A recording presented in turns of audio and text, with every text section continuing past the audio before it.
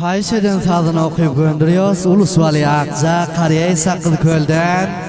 Hazır Türkiye İstanbul'da yaşayan dostumuz Muhammed Arifcan'ın buyruğuna vaka yazılan şiir öz fermayışına Ayyubcan, Muhammed Hasimcan, Abdüresul Nazari şuların fermayışına Fidai Şair Kamyabi'nin şiiri bilen olan Nevi Kamyabi'nin avazında lezzet alın dostlar. Asmandaki yıldızlardan salam yolluyon bakıp Mehrine mayıl eyledik dilberim oğrin bakıp Renk veren keleler giyip bedenip toya çıkıp Türkiye'den varan vaktim gelden elaket takip Şedip bile devran sürüp yürüz bilecek gülüm Şedip bile devran sürüp yürüz bilecek gülüm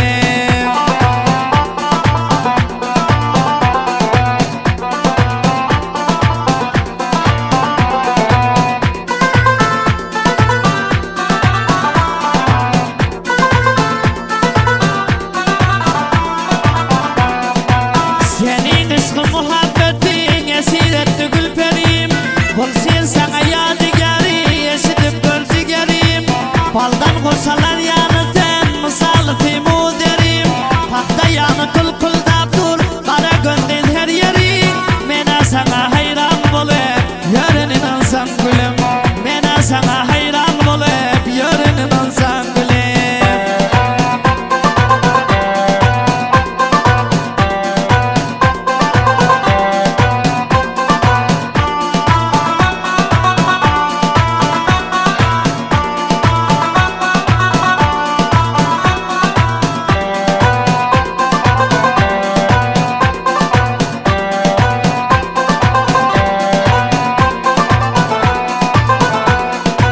Düşmanlarımın sonu tüyme deyip aktar verseler Söyyemi söyyen yok deyip beni tinap görseler Sondan ayrıl ya öldürecek deyip marka verseler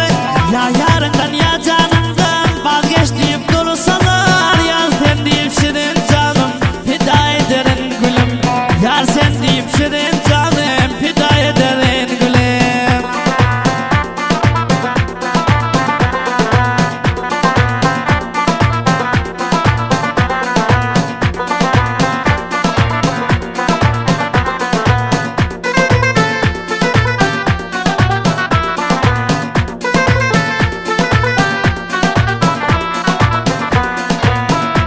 Canır bu kalbimde taht kuran tentil tanım Senin tırnağın ağrıda çıkıp varıyor bu canım İstesen al vereyim ben sana fida bu canım Sen misalim iyi veli bak men bağında dikanın Armanım yok koylar kurup sana yetiştim gülüm Armanım yok koylar kurup sana yetiştim gülüm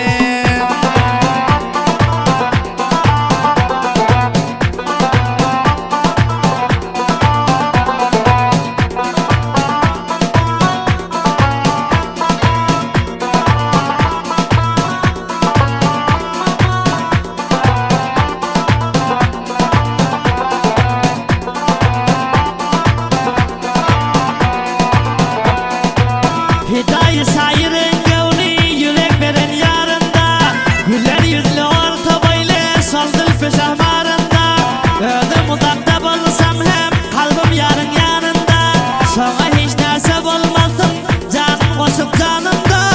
İnşallah bir gün yetip varar yanına gülüm İnşallah bir gün